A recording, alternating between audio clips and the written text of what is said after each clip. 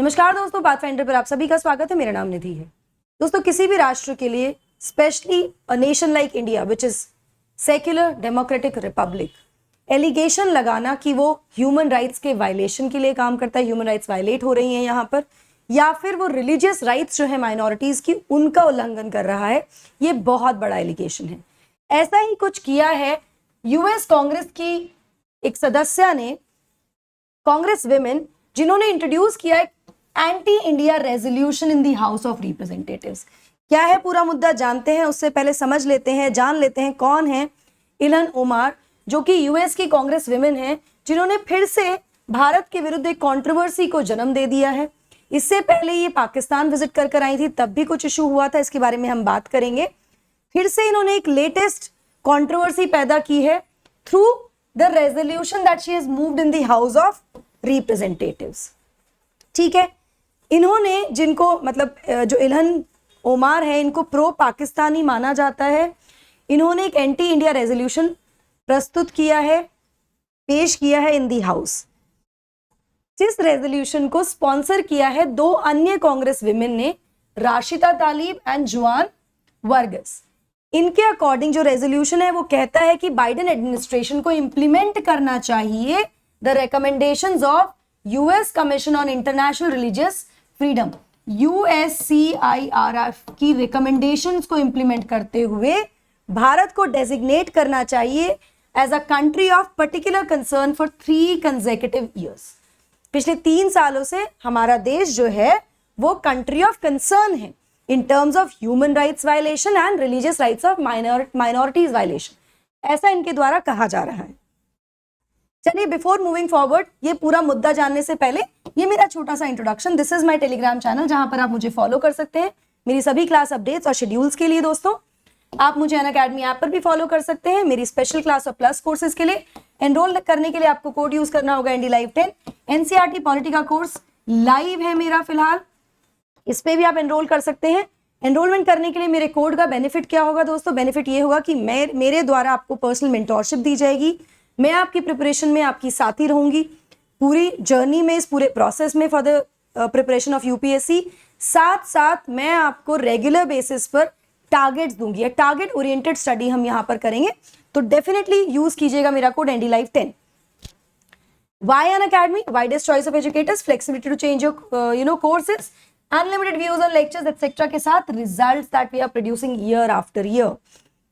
Now, before we know the controversy, एक बार हम समझ लेते हैं कि USCIRF क्या है, which is the United States Commission on International Religious Freedom.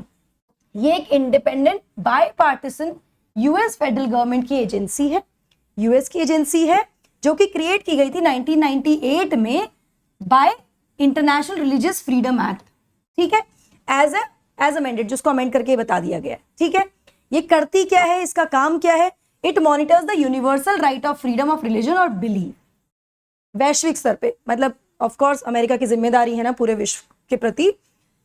Abroad makes policy recommendations to the president, president को पॉलिसी रिकमेंडेशंस देती है। साथ में जो सेक्रेटरी ऑफ स्टेट है और कांग्रेस है, उनको रिकमेंडेशंस देना, और ट्रैक करती है इंप्लीमेंटेशन ऑफ दीज रिकमेंडेशंस, कि भाई राष्ट्रपति ने या जो सेक्रेटरी ऑफ स्टेट है उन्होंने इंप्लीमेंटेशन किया है कि नहीं किया रिकमेंडेशन का, ये सारा काम करती है United states commission on international religious freedom. ठीक है, चलिए, नाउ इल्हन ओमर ने किया क्या है, कहा क्या है? उन्होंने सब्सटैंटिवली इस रेजोल्यूशन को लाने के पीछे रीजन दिया है ऑन, मतलब उन्होंने जो रेजोल्यूशन जो लेकर आई है ना, वो उसमें इस रिपोर्ट का संज्ञान दिया है, और ये कहा है कि 2022 की जो रिपोर्ट है USCIRF की, वो क्लेम करती है कि इन 2021 में भारत की सरकार ने एस्केलेट किया है इट्स प्रमोशन और एनफोर्समेंट ऑफ पॉलिसीज, बढ़ावा दिया है किसमें? Including those promoting a Hindu national agenda. इस चीज को और ज्यादा बढ़ावा दिया गया है, ऐसी पॉलिसीज को बढ़ावा दिया गया है, ऐसे मुद्दों को बढ़ावा दिया गया है जहां पे हिंदू नेशनलिस्ट एजेंडा को प्रमोट किया जाए, जिसकी वजह से नेगेटिव प्रभाव पड़ता है कुछ रिलीजियस माइनॉरिटीज पर, जैसे कि मुस्लिम्स, क्रिश्चियन, सिख, दलित, कास्ट भी इसमें इंक्लूड कर दिया इन्होंने, और बाकी रिलीजियस माइनॉरिटीज। तो इन्होंने वास्ता दिया है 2022 की रिपोर्ट का। चलिए इसके बारे में बात करेंगे। ऑफ कोर्स उमर का जो रेजोल्यूशन है वो 2022 की रिपोर्ट में आगे क्या कहता है, कहता है कि इस रिपोर्ट के अकॉर्डिंग एलिज किया गया है कि जो भारतीय गवर्नमेंट है वो कंटिन्यू कर रही है सिस्टमाइज करना अपना vision of a Hindu state, एक हिंदू राष्ट्र बनाने के प्रति वो अग्रसर हो रही है जो कि हॉस्टाइल है to the countries religious minority, और वो एक तरह से दुश्मन है रिलीजियस माइनॉरिटी का, ये कहा गया है। साथ में it alleges that the laws such as unlawful activities prevention act, मतलब जो हमारी सिक्योरिटी के लिए लॉज हैं, unlawful activities prevention act and the sedition laws, इस तरह के जो लॉज लाए गए हैं सरकार के द्वारा, ये भी एक डर और घबराहट का, इंटिमिडेशन का माहौल क्रिएट कर रहे हैं भारत में, ये भी इसके द्वारा कहा गया है। इस रिपोर्ट के संज्ञान से इनके द्वारा कहा गया है।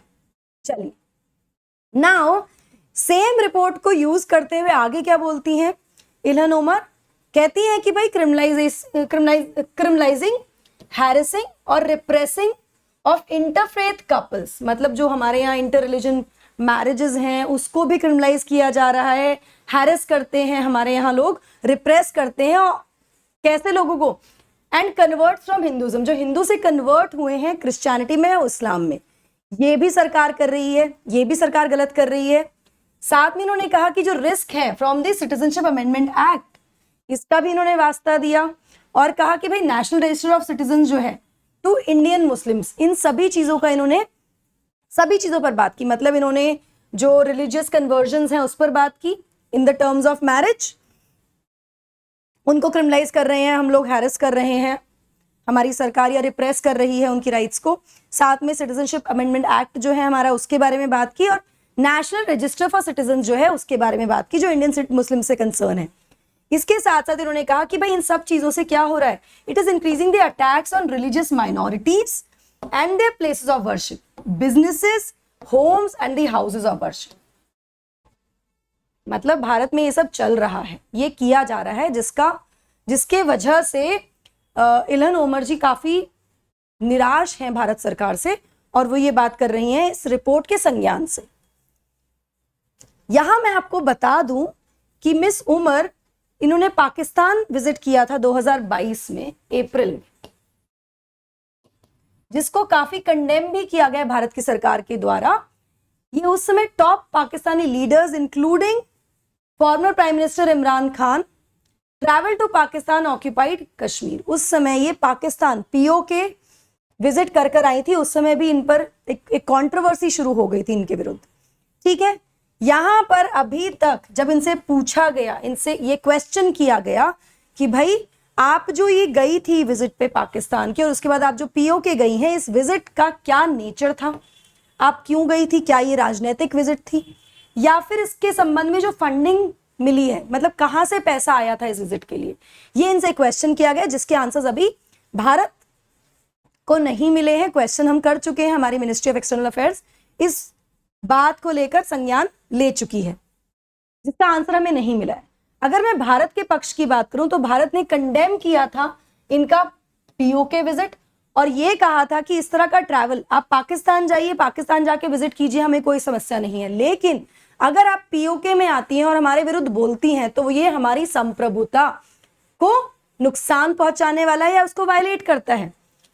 अगर आप ऐसे रीजन में आती हैं तो ये वायलेशन है हमारी देश की संप्रभुता का, और इससे कुछ नहीं पता लगता, इससे आपकी नैरो माइंडेड पॉलिटिक्स का पता लगता है।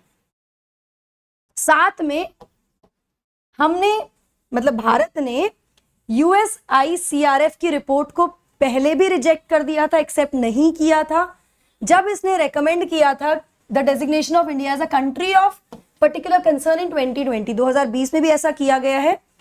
इसके बाद जो हमारी मिनिस्ट्री ऑफ एक्सटर्नल अफेयर्स है, उन्होंने कहा कि जो रिपोर्ट्स इसमें जारी की गई है ना, इन दिस USICRF, इसमें जो भी रिपोर्ट्स हैं उनकी जो ऑब्जर्वेशंस हैं वो एज सच कोई फैक्चुअल या क्लियर ऑब्जर्वेशंस नहीं है, they are just observation biased and सिर्फ कंट्रोवर्सी क्रिएट करने के लिए, ठीक है। बट ऑल्सो बायस कंट्रोवर्शियल तो है ही, ऑल्सो ये मिस रिप्रेजेंटेशन है भारत के बारे में टू अनदर लेवल, हमें आप गलत तरीके से मिस रिप्रेजेंट कर रहे हैं इन दीज रिपोर्ट्स, ये हमारी मिनिस्ट्री की तरफ से बयान दिया गया था। यहां पर फर्दर जस्टिफिकेशन या क्लैरिफिकेशन तो नहीं कहूंगी, लेकिन हाँ फर्दर क्या कहा गया है हमारी मिनिस्ट्री ऑफ एक्सटर्नल अफेयर की तरफ से कि ये काफी अनफॉर्चुनेट है कि वोट बैंक पॉलिटिक्स जो हो रही है वो इंटरनेशनल रिलेशंस को ताक पर रखकर हो रही है। भारत और अमेरिका के जो बायलैटरल रिलेशनशिप है, डिप्लोमेटिक रिलेशनशिप्स हैं, वो काफी ज्यादा महत्वपूर्ण है दोनों ही राष्ट्रों के लिए। ऐसे में अगर आप इस तरह की वोट बैंक पॉलिटिक्स कर रहे हैं तो ये अंतर्राष्ट्रीय संबंधों को ताक पर रखकर नहीं करनी चाहिए, काफी अनफॉर्चुनेट है। और साथ में हम ये भी कहते हैं कि इस तरह के जो असेसमेंट्स हैं जो मोटिवेटेड इनपुट्स या बायस्ड व्यूज से हैं, उनको अवॉइड करना चाहिए, उन पर ध्यान नहीं देना चाहिए, नंबर 1। साथ में इन्होंने ये भी कहा है कि भारत, ऑब्वियसली हम क्या है, we are a very diverse nation, we have a diversity, और हमें प्लूरलिस्टिक सोसाइटी है जहां पे हर तरह का धर्म, जाति, समुदाय के लोग रहते हैं, और our unity is our strength. ऐसे में भारत वैल्यू करता है रिलीजियस फ्रीडम और ह्यूमन राइट्स की, आप इसको क्वेश्चन नहीं लगा सकते हैं। तो काफी सख्त रवैया यहाँ पर मिनिस्ट्री ऑफ एक्सटर्नल अफेयर्स का अपनाया गया है। देखते हैं इस रिपोर्ट का क्या रेजोल्यूशन का क्या होगा। उम्मीद ये की जा रही है बाइडेन लेड गवर्नमेंट में रेजोल्यूशन का कुछ नहीं होगा, ये खारिज ही हो जाएगा, लेकिन फिर भी आने वाले दिनों में देखते हैं इसमें क्या डेवलपमेंट्स होने वाले हैं दोस्तों। Now mains test series also available on the platform. आपको एनरोल करना है विद माय कोड NDLive10। आप ऑप्शनल टेस्ट सीरीज भी ज्वाइन कर सकते हैं with the same code NDLive10। UPSC CST GS mega combat जो कि 26 जून को होने वाला है सुबह 11 बजे। एनरोल करने के लिए आपको यूज करना होगा मेरा कोड NDLive10, जहां पर 250 लकी पार्टिसिपेंट्स को मिल सकता है। They can win Amazon gift vouchers worth 5000, iconic bonanza जो 20 से 25 जून तक चल रहा है, जहां पर आपको आइकॉनिक के सारे बेनिफिट्स के साथ साथ कुछ एडिशनल बेनिफिट्स मिल रहे हैं। इसमें भी आप एनरोल कर सकते हैं with my code NDLive10।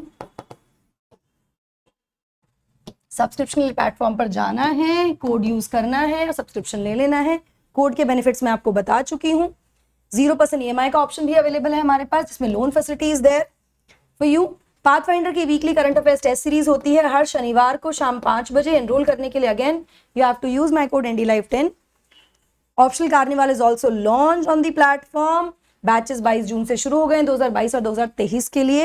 Enrol करना बिल्कुल मत भूलिएगा। That's it from my side guys, thank you so much. आपकी क्या प्रक्रिया है, आपका क्या प्रतिक्रिया है, प्रक्रिया नहीं प्रतिक्रिया क्या है इस पूरे विवाद पर जो हुआ है, इस कंट्रोवर्सी पर आप क्या समझते हैं, जरूर मुझे कमेंट सेक्शन में बताइएगा। देखते हैं इस रेजोल्यूशन का क्या होता है। अभी फिलहाल तो ये रेजोल्यूशन एक कमेटी के पास गया हुआ है, जहां से रिकमेंडेशंस आने के बाद रेजोल्यूशन पे कुछ स्टेप लिया जाएगा। चैनल पर पहली बार आए तो सब्सक्राइब करना मत भूलिएगा, लाइक और शेयर जरूर कीजिएगा।